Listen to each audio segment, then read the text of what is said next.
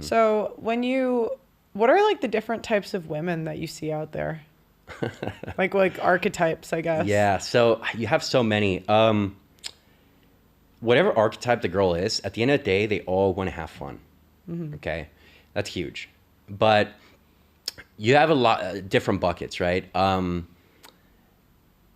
have girls that are actually looking for marriage, right, and dating. So those girls tend to be a little bit on the older side. They're like, oh, I'm actually looking for something serious, whatever. Yeah. But you're right. So true. Yeah. But at the end of the day, it's like, if you understand attraction, right? If you're financially stable, you're a really good flirt, right? That's basically all a girl needs, right? And if you make her have fun, you elevate her mood, she feels good with you, she feels comfortable, and you have a good, decent career, that's more than enough for any girl, right? And so even if she's not looking for a relationship, she's going to look at that, she's going to say, oh, this guy can date him, right? But that's one bucket, the girls that are looking for long-term, maybe they might be looking in the wrong places, but that's one bucket. And then you have a different bucket of girls who just want to have fun, right? I just graduated college, I just moved to New York City, Sex in the City type, right? I want to have fun. You have that bucket as well. Those girls are kind of like the girls probably you've had on your pod more so, right? And then they just never leave the lifestyle. Yeah. So that's tough, right? They never leave that lifestyle because it's such a nice lifestyle. Right? You get flown out, free dinners, everything, validated.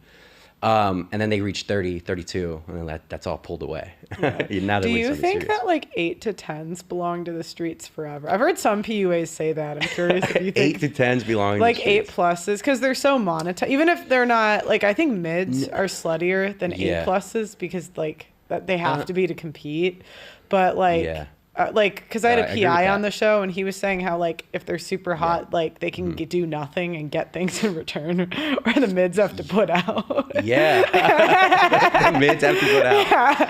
But he was saying though that like the 8 pluses, a lot of them will never like get married or whatever because they're just so monetized for so long. And I was curious if you agreed or you did, because you guys like the dating coaches are the ones like you guys get to see firsthand what's going on because there's so many different guys you guys are getting information from, we run large sample sizes. We see it all the time. So they are monetized to a degree, but you will get the occasional 8, 9s, and 10s. I think this is an exception to that rule that maybe live in a city or a country where everybody's an 8 or a 9 or a 10. Oh, okay. Right? And they don't know that. Or, they might be unaware of it.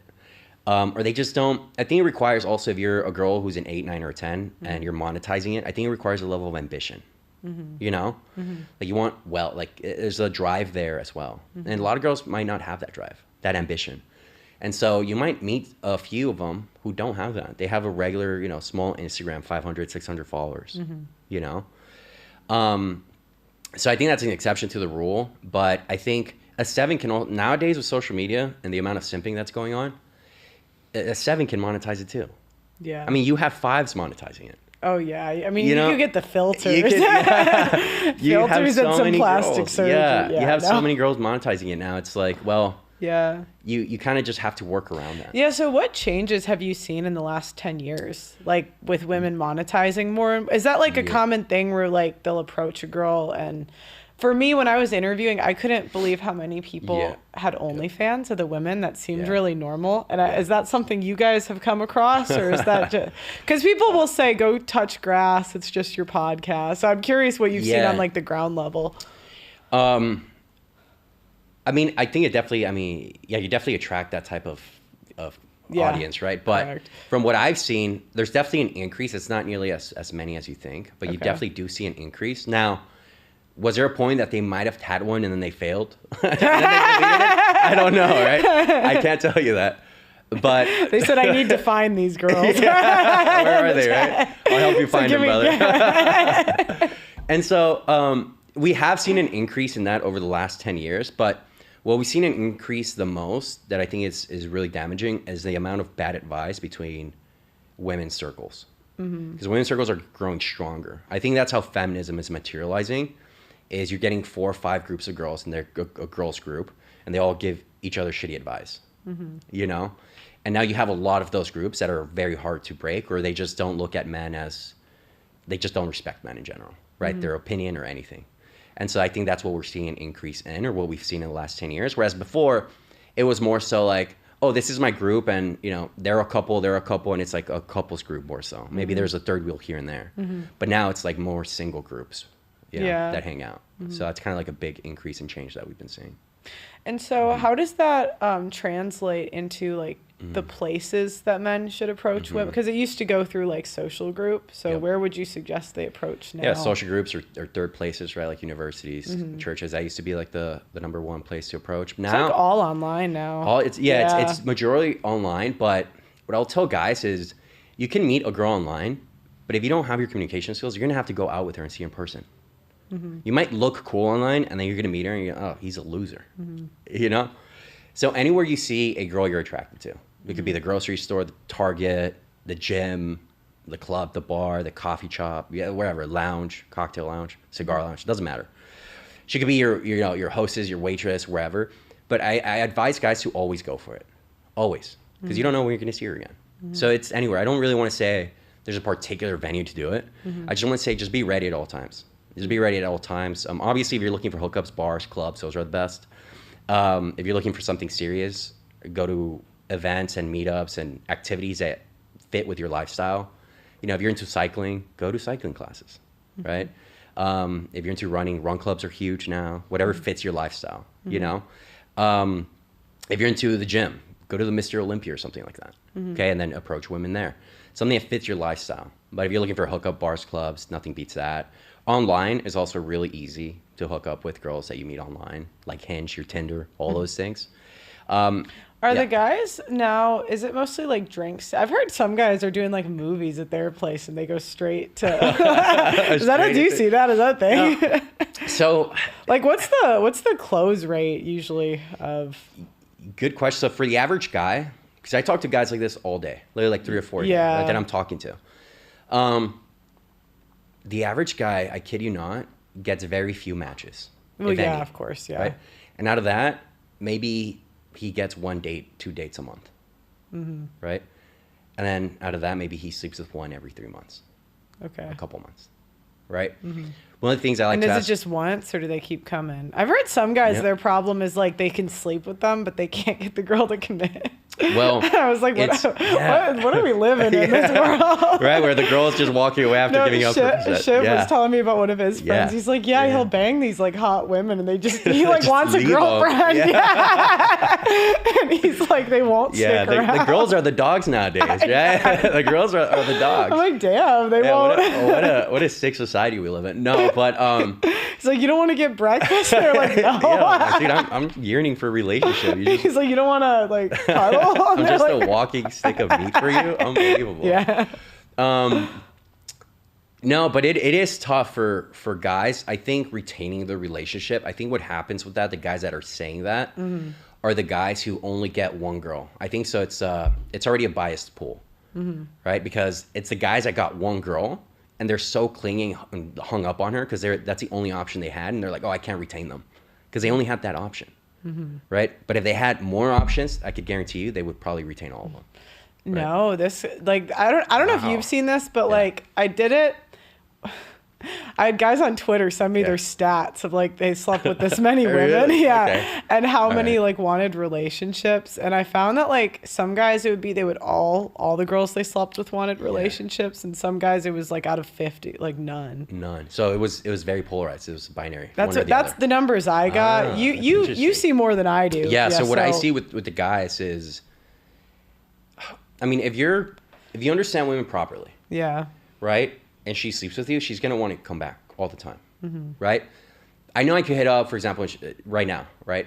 I could hit up any girl, right, and she'd be cool even if I haven't spoken to her in a year, right? So I know they all do want a relationship. So once you understand women properly and not just to hook up with them, right? If you look at dating, like I'm gonna talk to her like I want a long-term relationship and talk to her in that manner. A hookup's gonna happen. It's bound to happen. It's a side effect of being good long-term relationship material is a hookup, right? So I think guys who can't retain that girl, I think it also merits to look at the genetic pool.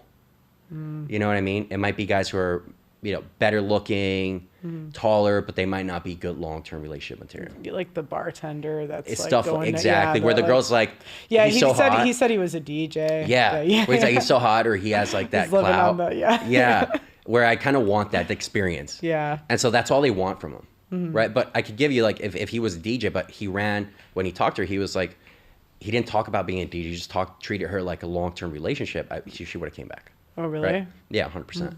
But I think that's what happens is like those guys that are saying that, they're kind of like that fun experience, genetic type pool. And then the girl has fun, right? But if the girl would have realized, oh my God, not only is he a DJ, not only is he a bartender, but he's also like super sweet and I could see a relationship with him, then they would have stuck around.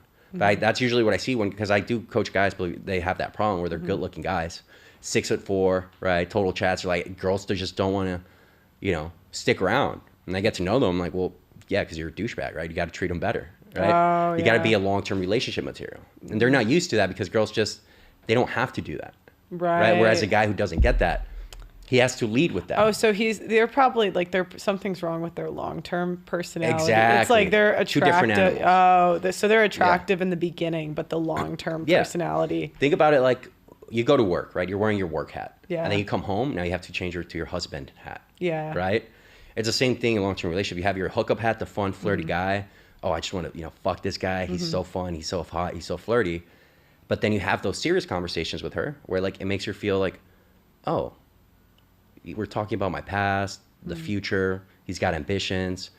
I could see myself as part of his journey, right? He switched hats from that, fun, flirty fuckboy to that, okay, he could be boyfriend dating guy. Yeah. Right? A lot of guys. Then she'll be disappointed. Yeah. She'll be disappointed. And then he's like, never mind. I'm gone. Right? But that's why they can't retain him because they forget to switch hats. Yeah. They forget to switch hats.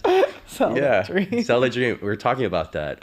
Sell the dream. Do you ever like, so if you have a girl that like you kind of want to go away, you ever just get like douchier, I'll like tell you trying to get her to leave? No, I'll tell you a story. So Okay. there's a point in my life where I was like, I don't know if I should just ghost the girls or tell them the truth. And I asked the girl, I was like, do you want me to ghost you or do you want me to tell you the truth? And she's like, tell me the truth. I told her the truth. She goes, I would rather you've ghosted me. What did you say? I was like, I don't see myself with you long term. It was already like 6-7 months. And she's already getting like, what are we? Yeah. And she's like, I don't see myself, with you long term. You have a lot of issues. Yeah. What were the issues? She didn't have a father figure. Okay, yeah. Right? And it's just a lot of work, and I'm willing to put in the work, but not ask, like, it's too much. Right? And I do feel like your, conflict resolution is not, it's not there, right? The accountability is not there. And so I was honest. And she's like, yeah, I'd rather you just ghosted me. But I think because I told her that, she actually ended up being in a long-term relationship. So I think I helped her. Wait, you dated her after that? No, she ended up being. She dated someone else. She dated someone else, exactly. Okay. And so I think I helped her. Did she call you and say thank you? Yeah. Or what? No, she should, right? What a jerk.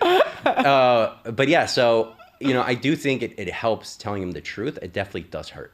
Yeah. So. So do you now what do you do now? Do you? Most girls, just saying like, hey, I just don't see us long term. Most girls will understand. They don't want to know the truth. As long as you tell them that, they're okay with that. They're like, oh, okay, I get it. And how long does it take for them to like ask? Some girls are. The faster you let them into your lifestyle, the faster they'll ask. Right. So I'll give you one example on the very fast end, like let's say a month or two. She's coming over once a week, right? And if you have a work trip, maybe you took her with you to a work trip, right? Maybe you're going on to dinner once a week and she's staying over and now you're seeing her twice a week, right? And then you're going over to her house, right? You talk to her about your business or work or whatever. The more you let her into your life, the faster they'll ask for a title. So if you don't let her into your life as much, you take her out to dinner once, but she's never seen your house, your apartment, right? She's never stayed over. Oh. You get what I'm saying? And you're kind of like slower to bring her into your lifestyle, right? She doesn't meet your parents or like she doesn't even know a thing about your parents. Then it takes longer. But on average, Probably like 7-8 months is when they're like, what are we? It's actually longer than I thought. Yeah. But I mean, you're just stretching that, you're just stringing them along, right? It's kind of like you're giving them relationship benefits without the title. Yeah. It's giving someone a title at work without the salary just keep increase. selling the dream. Huh? The dream, yeah. The journey.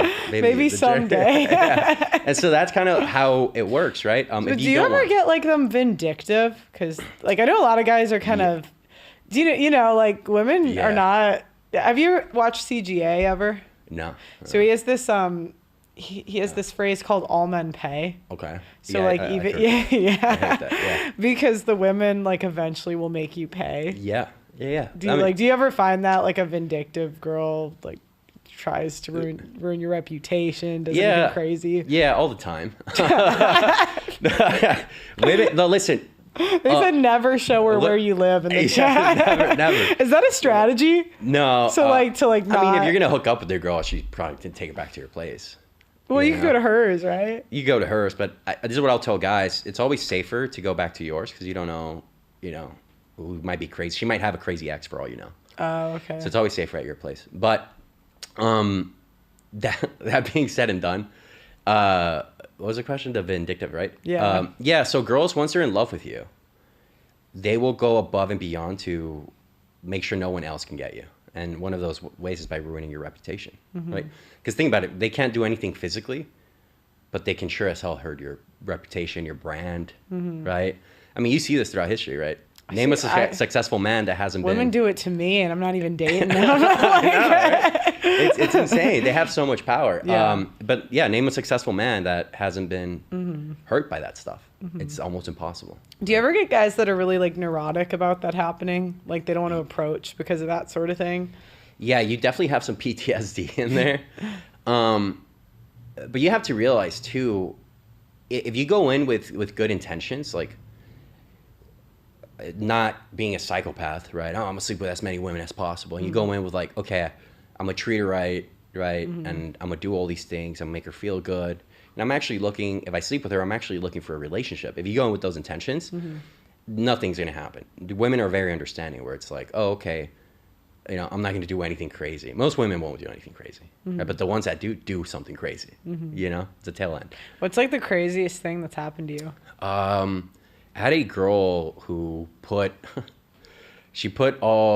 when I had my personal Instagram, she put all the girls that were following me and all the girls I was following. She put them like in her close story. And then she put like pictures of me and her. Just be like, oh, I'm so glad we're dating. Just like a bunch of stuff. And then she DM'd every single one. Boom, boom, boom. She's like, hey, how do you know Jesse? Did they respond? Yeah, a lot of them responded, but a lot of them were cool with me, and they were like, "She's weird. Why is she doing this? Should I block her?" And I was like, "Yeah, just block her." But after that, some girls posted me on TikTok, just be like, this guy was late to my date, and I didn't know she posted me until like someone sent me the video. I was like, "Oh, great." Wait, that was it? That was late to the date. That's it? Yeah. How late were you? So like an hour. Okay, but like, yeah, they got a TikTok video. Yeah, and she got like a lot of. Did views. you hook up with her? Yeah, we've been dating for a month or so. Okay. For like 3 dates, but still, like that's crazy. You know what I mean? That is crazy. For an hour, and like I thought she was cool. Like I've known her. So women, if they are neurotic and they are crazy, they are crazy. They will do it, right? But the average is not. Are there like signs that you look for early on? Yeah. Like, so what? How tempered her reactions are. So maybe not to things you do, but to things during her day. Okay. Right? So if she's out and about, right, and they're late on her Starbucks, or if she's getting lashes done and they don't do them well, and she overreacts by a lot. Oh, she gets really mad. She gets really mad. That means her emotions fluctuate to one end or the other. Right? It's kind of like bipolar a little bit. But that's really what it is. Right? Tattoos are a huge sign of that as well. So, what's the worst ones? Have you seen any really crazy ones? I personally don't, because I steer clear of them. Yeah. I do know guys who have. They said that's the SSRIs. Yeah. You're looking girls' medicine cabinet. I know. Right? Let's just go, man. Low key though, yeah. Low key, yeah. Go in the cabinet, see what you find. Take pictures, Google it real quick, but. Yeah, those girls that are crazy are extremely crazy. Yeah. right? They're like psychotic. Have you had like clients go through that at all? Like, Yeah, well, what I see is because guys don't open up much, right? So I have to kind of like dig it out of them. But the most common ones we see with those type of women, just like very neurotic women, is guys who went through like a divorce, like a really rough divorce, right? In their 40s or 50s. And they tell me about it, and the whole time they don't realize they're dating just a super narcissistic, neurotic female, right? You see that a lot, but they're blind to it because that's the only girl they've ever dated. They think all girls are like that. It's a norm, right? But you also have guys who attract that type of girl because they are neurotic themselves, okay? Because you attract what you are. And so you see that mostly kind of like in the industry, right? Like with bartenders, bottle girls, that type of industry, like, you know, that's where a lot of neurotic people hang. Just because like it's very, Really? yeah, it's just very dopamine driven. oh, okay. You know what I mean? Like those type of places. And it's okay to overreact in those places, you know, because everything's so loud all the People time. are drinking. You can People- kind of just say you were drunk. or- Exactly. yeah. It's there's always some thing you could blame it on, right? Well, I was drunk, or he was just, or you blame it on the other person. Right? It's just like, oh, I had such a long day, and like it makes it acceptable to be neurotic, right? And so that's what you see in the industry a lot, those people.